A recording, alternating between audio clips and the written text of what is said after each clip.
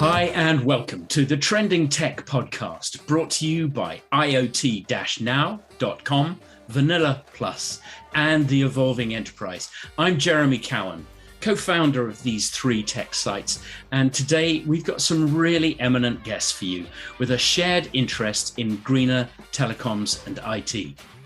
In no particular order, they are Tilly Gilbert, Principal Consultant at STL Partners, who has led consulting projects with both telcos and tech companies in network automation, edge computing, and 5G business-to-business strategies. Tilly has authored research reports, including Building Telco Edge Infrastructure, MEC, Private Networks and vRAN, and Recovering from COVID, 5G to stimulate growth and drive productivity. But today, she's helping us focus on sustainability. Tilly, welcome. Thanks, Jeremy. Good to be here. Good to have you. And our second guest today is Amanda Brock, the CEO of OpenUK, a not-for-profit organisation promoting open source software, hardware, and open data.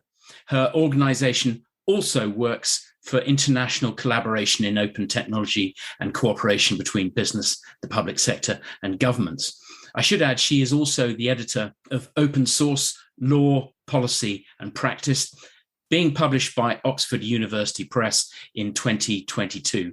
Amanda is a lawyer with 25 years experience who chaired the Open Source and IIP Advisory Group of the United Nations Technology Innovation Labs, and she was General Counsel of Canonical for 5 years. That's quite a CV. Amanda, thank you too for joining the Trending Tech podcast. Thanks very much for having me along today, Jeremy.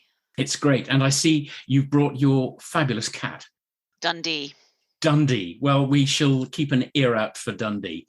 Now, as our regular listeners know, we like to start by sharing an item of serious tech news. Tilly, what have you seen in the tech news lately?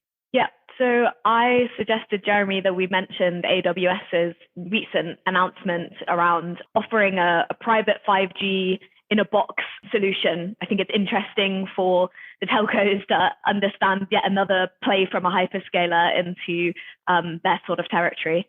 I find that fascinating. I mean, AWS is clearly democratizing 5G with a managed service and self-installed 5G private networks. Among the claims for it seem to be that it's up and running in minutes and works right out of the box. Words like revolutionary do get bandied around far too much, but I have to say this sounds pretty extraordinary. It does. I mean, there's not a lot of detail out there yet about how this actually works and which use cases and verticals it can truly be out of the box for. But I think it's interesting even as a launch. And we have to bear in mind some of the difficulties or some of the restraints that we think they'll face. So, right now, this is just a US pre-launch using CBRS, but who knows where it might go in the future if it sees success. Yeah, as a way of making it easy for enterprises to deploy their own private 5G networks, it's hard to imagine it being much easier. It sounds just like setting up your own Wi-Fi network at home. That is a bold claim. The devil will surely be in the detail, as I see that there's also no per device charges, which is going to make things interesting. Yeah, exactly that. And, potentially the bigger risk here is for some of the systems integrators. It seems like telcos could still be a channel for this solution, and Dish has been in the PR suggesting that. So maybe there's more worry in there for the systems integrators for whom a highly pre-integrated solution is really going to cut into their potential opportunity. Yeah. Amanda, briefly, what was your reaction when you saw this? I think it's quite unsurprising, actually. It's one of the things that has always been discussed around the 5G space, the ability to create your own small networks. So I think this is probably the first of many of these services that we're going to see across the board. And it should be a real differentiator for 5G, I think. Yeah. Well, if listeners want more information on this, I suggest that they have a look at Amazon Web Services website. Amanda, what tech news has struck you lately? So I'm a Scot, so I was looking on St Andrew's Day for some good news, and I found the European Council approval of the Data Governance Act, which has not actually become law yet, but has had the council approval. And that's a big shift. That's opening up data or making data accessible that would otherwise have been restricted through things like confidentiality, data privacy, intellectual property rights. So what we see here is a big shift in Europe. They start to talk about concepts like data altruism, which is it's a lovely little phrase. And data altruism is voluntarily making data available. Now, this all matters because what we're seeing is the start of what Europe is calling its digital decade. And that's a decade that's going to be built on revenue and business models focused on data. The Commission, Europe has been building up to this for a long time. We've seen several years of shift and of different aspects like the Schrems litigation playing out to lead to this. And I think Marguerite Vestager, their competition commissioner and VP Digital, says that it's a solid and fair data-driven economy that they're trying to create and that this is the first step towards. I think it's going to be a really big piece of news as we start to understand the implications of that from Europe. Yeah. Well, not being a lawyer and trying to assimilate this quickly, I found Margarita's comments really helpful. She, for anyone who doesn't know her, is the executive vice president for A Europe Fit for the Digital Age. And I think she said something along the lines, this regulation is a first building block for establishing a solid and fair data-driven economy. As you say, she went on to add it's about setting up the right conditions for trustful data sharing, which really did everything I needed to do to understand what they were driving at. I mean, Tilly, is there anything that occurred to you after reading about this? Just the note that's in there after having spoken about AWS, that cloud service providers that also offer these data intermediation services won't be able to make commercial offers for users that use both services. So the idea of, trying to separate out the two and making sure that, that there is an anti-bundling measure, I think is interesting considering the previous story that we spoke about as well. Amanda, anything to add to that? Yeah, away from the data, you point out Vestager's ability to explain things. And if you are interested in tech, I think she is the person to watch in Europe. She has an unrivaled understanding of how the tech sector works from her 10 years as the competition commissioner. And obviously, between her and a very strong advisory team, her outputs are always really, really insightful and with a really deep understanding in technology. So if you want to get at what's actually happening, read what she says about it. I will. I wasn't really very aware. I knew the name, but I didn't really take in a lot of what she's done. And I found her comments really helpful. So I'll take your advice on that. Now, Amanda, there's been a lot about environmental sustainability in the news lately. And we talked a bit about COP26 meeting in the last podcast, Pod 18. But at OpenUK, if I'm right, I think you've been working on a blueprint that supports carbon neutral and carbon negative projects. Is that right? That's absolutely right. We hosted a day at COP26 where we were given the Federated Hermes Fringe venue right next to the hydro. So we were next to the blue and green zones.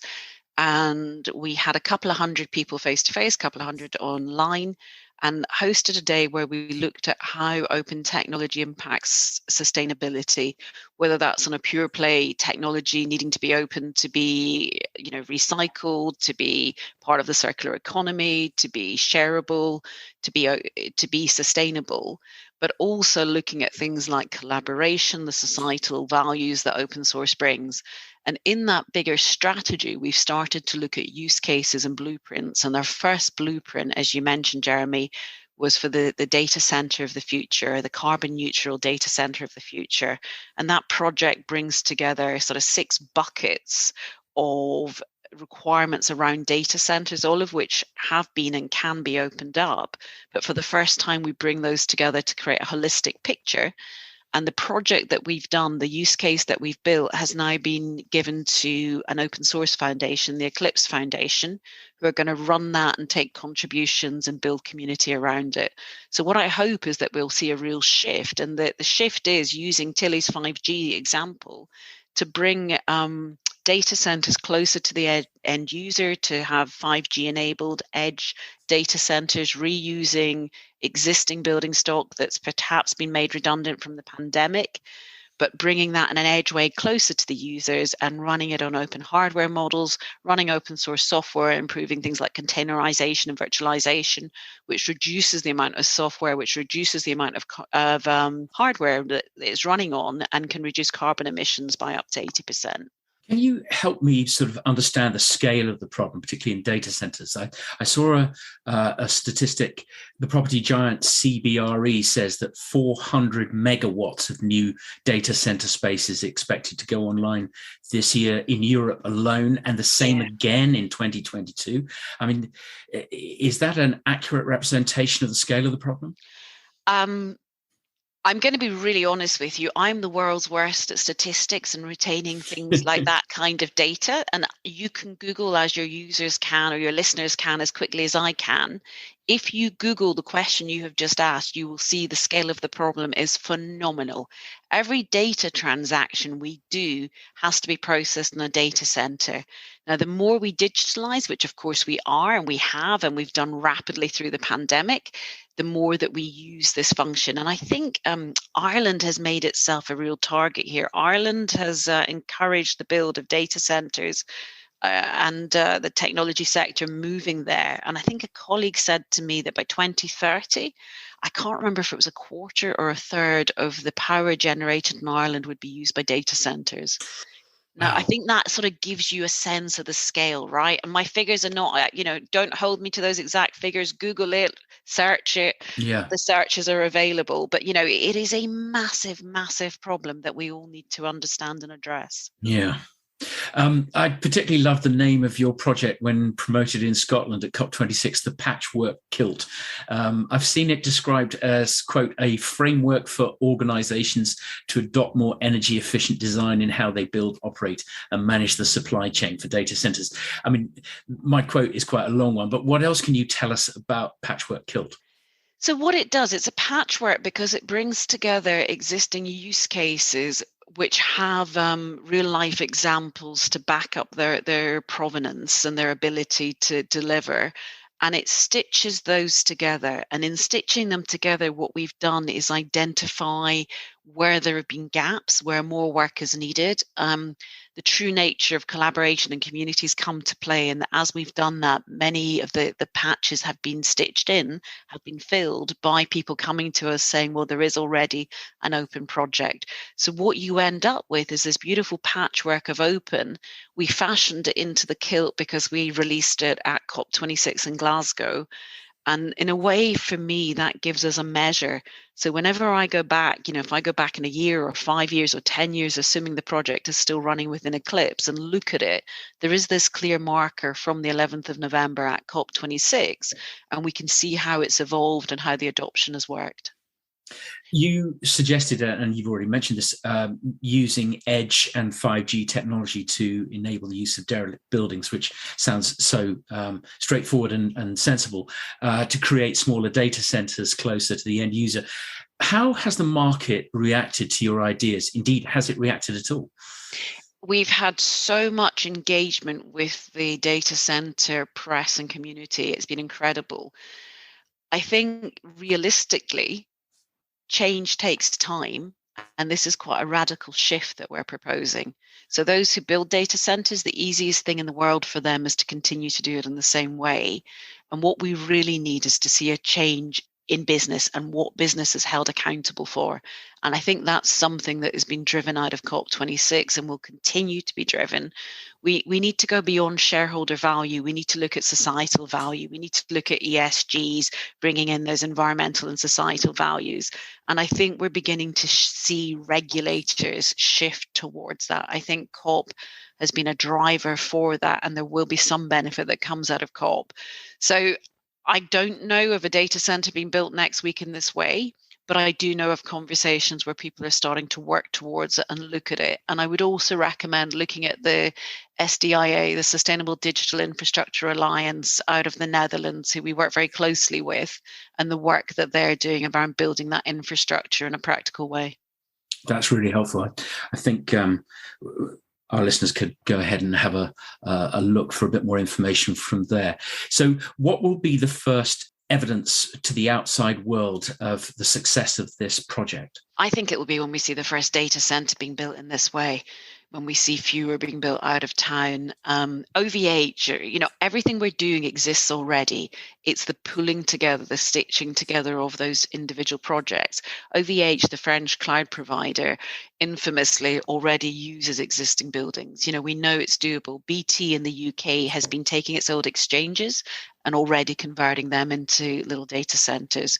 So when we see those also opening up and starting to use more open source software and opening up their data, going back to my Data Governance Act, as we start to see more data being opened up, then I think we'll see the shift. And I think a lot of that shift comes from regulation. So I think we will see the regulators requiring this opening up of data. It won't be entirely altruistic. I love this concept of data altruism. I think we're going to come back to that. Amanda, thanks very much. Where can people get more information on your work? openuk.uk. Brilliant. We will. Thank you so much. Turning to STL's work, Tilly, I was fascinated to see you've been working on a telco roadmap to net zero emissions with the subtitle Why, When and How. Firstly, only 5 telecom network operators, I think it's BT, KPN, Cogeco, Telus and StarHub, are in the global 100 of the world's most sustainable corporations, which is, a pretty shaming statistic. Why is that? Well, I think telcos have, in some ways, they have a difficult job to do here because of their history of managing huge legacy infrastructure across a nation. So they are not in an easy position, but I think there is much more that can be done. And I think COP26 has seen a real acceleration of interest and effort around sustainability from a telecoms perspective. And that's really positive. And we are seeing operators move their net zero goals to a more aggressive timeframe. There have been recent announcements around that, BT being one. So there is positive direction here, but there's much more that telcos can do and much more that needs to be done to kind of shift the needle significantly. Do you think that this is something that doesn't get sufficient attention at board level? I think it's tricky. We're seeing that more and more. More and more, one thing that we recommend in our paper that some of the leading operators have already done is to make sure that board incentives are tied not just to financial goals, but also to goals around ESG. And that's a really concrete way that you can send a message that from the very top down, this is a key priority for you as a company. So we are seeing examples of this happen already. So I don't think it's fair to say that C-suite board level aren't paying this enough attention. I think there's more that can be done to concretize that. I also think we shouldn't underestimate the importance of middle management decision makers, though, because they are going to be the people who are going to be deciding who do I want to supply my 5G network equipment? How do I want to decommission my 4G network? How am I going to manage my edge data centers and the carbon footprint of them? That sort of level of detail where a huge amount of impact can be made is not necessarily going to fall to C-suite. It's going to fall to middle management. So I think we shouldn't understate the importance of their role as well within all of this. No, they're hugely important. Sometimes it seems that getting the momentum that one wants to see in changing the attitude of a telco or a techco can be helped by having quick wins. Are there any quick wins that you've been able to identify that have helped build momentum internally within these companies? And perhaps what else could they do to improve? Well, I think in some ways, the CFO can be a great ally in sustainability efforts because being more efficient in your energy usage will also deliver you efficiency savings in terms of cost savings. So there are simple, small changes that can be made that will have an impact from a cost efficiency perspective and also an energy efficiency perspective. And that's where some of the quick wins are. I think what is harder, what we're tending to see requiring more effort is around things like the circular economy, which Amanda mentioned at the beginning. And that is simply because it is much harder to track and to understand even where you are today around the circular economy, let alone then set out a roadmap for improvements in comparison to, how much energy are my networks or my data centers needing to run, which is something that's much easier to collect as a concrete stat. And if we know anything about telcos and tech companies, they like a concrete stat and they like a concrete goal that they can work towards, whether it's 5 nines of reliability or others that have been around in the industry for a long time. So true. Yeah. Are there regional and market differences that are affecting this and how it's adopted? There are, and that's partly because, there are market differences between things like the availability of green energy and electricity. That is, not something which is the same for all operators and all operating markets. And I spoke to an Indian telecoms operator, for example, in the study, and they are still having to use gas generators as backups to their electric grid when the grid goes down to ensure that, their network availability is still there. That puts them in a very different position in terms of what they can do from an energy perspective in comparison to some European countries or even Latin American countries where you see, green energy is, much more easily available to them. So market factors have a big part to play in this. But there's also the side of things of what the operators themselves are doing too. So it's both in combination that are really determining where a lot of operators are at in their sort of journey to net zero. You talked about the telcos and the techcos at all levels internally. Looking outside, how can consumers encourage their digital service providers to improve their standing? Yeah, it's a difficult one because I think maybe we can all agree that you can overstate the role that consumers have to play in comparison to the large corporations and government regulators in really making a difference. But there are decisions that can be taken around looking to move to tech and telecoms companies that can provide some serious commitment in terms of their net zero journey in comparison to others. And I think we expect that sort of decision making to come into play more and more and become a more significant source of pressure for the telecoms operators to make change. So customers will be voting with their feet where people use this as a differentiator and say, this is one of our key priorities. I think certainly in markets where the network coverage is pretty much the same, the performance is pretty much the same, price is reasonably comparative.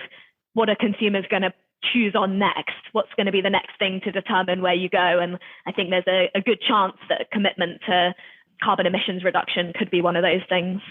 The last thing I wanted to ask on this is the trend to cloud and edge data services a purely positive factor in the push to net zero? I mean, Amanda, I'd be really interested to hear your opinion on this. What I have heard from the conversations I've had is it's not pure and simple gonna necessarily drive a reduction in carbon emissions. And part of that is running a very large centralized data center. You do get an economy of scale. You do get a very sort of mature, sophisticated HVAC systems and means of power and cooling, which can be, relatively green. Once you start to distribute data centers out to the edge, I think there is a challenge in how you make sure that all of those sites are as efficient as possible, which is inherently, more difficult than if you have it in one place. So I've certainly heard operators and others looking to the edge opportunity, questioning what it'll do in terms of their carbon footprint to manage many distributed sites rather than a few more centralized ones. But I feel I'm talking about something that Amanda probably knows a lot more about than me, so maybe she will correct me.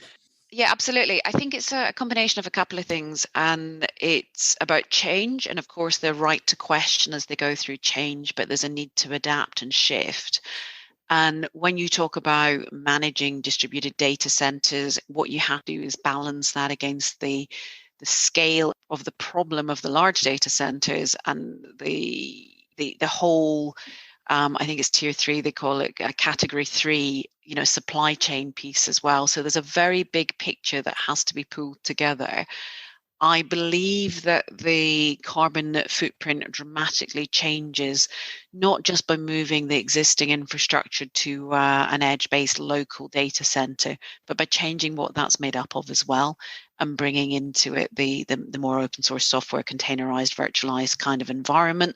Maybe the consequence of that is the reduction in the size of the hardware that's needed. And I think that's where the combination of those, if you were just to lift and shift what already exists, they're probably right to be concerned.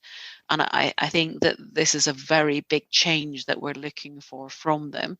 And they're right to think it through and consider it, but I think it's an inevitability. The other two things that I've heard, one, I think exactly speaks to what you said, Amanda, around if you can use more common off-the-shelf hardware, then you can potentially reduce the amount of underutilized appliances that are running that aren't being fully used, which is obviously a good thing for the environment.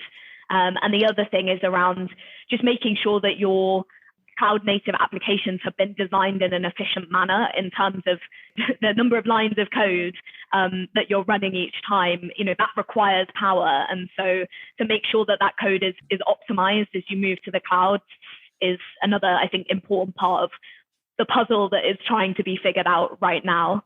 That's really helpful. Tilly, if people want more information on your work at STL, where can they get it? It's stlpartners.com. Easy. Thanks, Tilly. Well, there's just time for our usual What the Tech section, where we touch on any tech news that has amused or amazed you. Amanda, what have you seen? So I've been looking at, your listeners probably won't find this amusing, but it's an open source licensing piece. And I'm sure we've all heard of Truth Social and Donald Trump's attempt to change social media. Yeah. And that's very much at risk currently because he has taken without compliance the open source code in Mastodon, another social network. And well, there's a shocker. Absolutely. But the founder at Mastodon isn't having any of it. So Trump may have escaped in the US and he may have avoided impeachment, etc. But I'm not sure that he's not about to now face the wrath of the open source compliance people. Yeah. It seems unlikely that Trump's going to be able to rebuild his platform without Mastodon code. So do you think this will just turn into a long legal battle? No, I don't think so, because he simply can't use the code if he doesn't comply with the license. He has no rights. So I think it will be a short, sharp legal battle. Ooh. And it will be quite entertaining, I think. Wow. Well, we've got the legal view on that. That's fascinating. Tilly, what news has amused or amazed you lately? What I was surprised about is that the UK's fastest broadband can be found in a street in Swansea. So that was the main thing for me that really took the headlines this week. So Swansea is a coastal city, for those who don't know it, in Wales, with a population of about 300,000, I think. It's a former industrial centre and perhaps wasn't necessarily where you might expect to find rapid broadband. I think that was a report you found on the BBC, wasn't it? Yeah, correct, yeah. Yeah, and a 2-hour movie download there takes only 47 seconds. I don't know what that works out at a speed. I know it's a lot faster than my broadband. But I think that's probably going to be bad news for bragging rights with rival city Cardiff, because they seem to be home to one of the slowest broadband streets in Britain, with a download speed of just 0.34 megabits per second. Yeah, agreed. And it's interesting to see just the differences in very small geographical areas, the differences between the UK's kind of broadband coverage and what can be provided to consumers.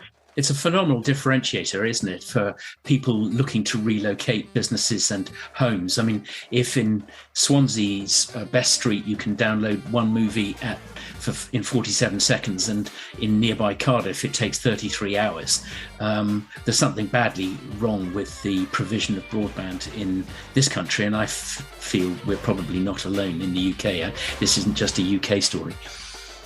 I think that's true, and yeah, you're right to point out, if you have been confined to working from home for the last year and a half or more, this starts to have even more kind of importance, let alone downloading a film. It's about trying to do your day job as well. Day job indeed. Thanks, Tilly.